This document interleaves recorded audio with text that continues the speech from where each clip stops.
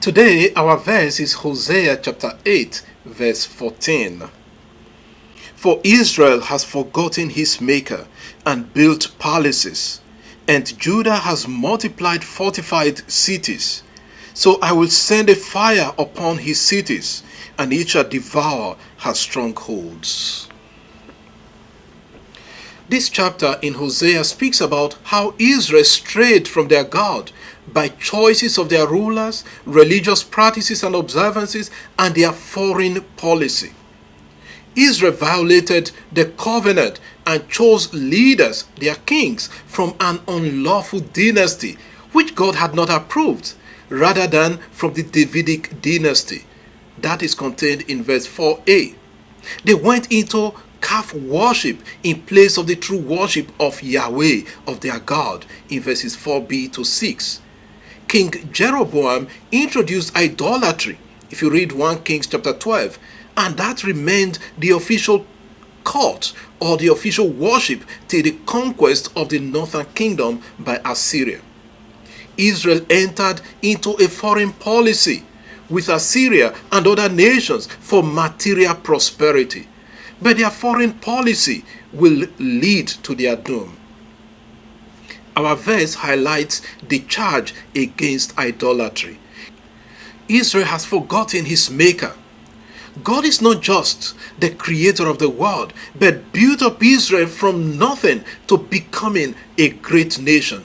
Just like many powerful nations and great nations in our world today, they were very religious in the past and trusted in God.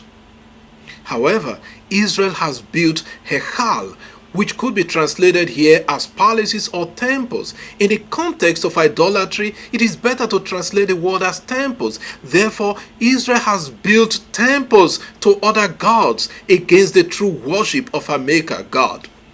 One could also say Israel's kings built palaces for themselves because of their affluence. While Israel in the northern kingdom was turning away from God and forming an alliance with other nations, Judah in the south multiplied her fortified cities, preparing to defend herself from an Assyrian invasion. They were building up walls of protection against the enemies for themselves. The action of building fortified cities highlights a lack of trust in God's protection.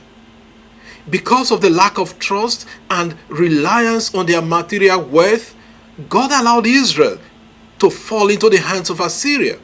Hence, the author says, God will send a fire upon his cities, and it shall devour its strongholds. That is, the fortresses they have built around themselves for protection will be destroyed. We'll see that later on, Judah would also be destroyed by the Babylonians. This verse shows that forming alliances with powerful nations and building the nation's military power and defenses are not enough to protect the people. When Assyria invaded, they overran Israel, destroyed everything, and took them into exile. What do we learn from this verse? Israel turned away from God, worshipping her material sources like many prosperous nations of the world today, or influential, wealthy individuals. They trusted in their wealth and ability to defend themselves, forgetting the God who formed them and brought them to where they were. We too can easily substitute materialism for God and trust in our wealth or high fences to protect us. But the psalmist says, unless the Lord builds the house, those who build it labor in vain. Unless the Lord watches over the city, the watchman stays awake in vain. Psalm 127 verse 1. The level of insecurity is becoming alarming. To whom shall we turn? Who shall we trust? Let us ask for God's protection today to defeat those satanic elements who wreak havoc on innocent people. Lord, protect your children from the power of the evil ones. Amen. God bless you, and I wish you a lovely day.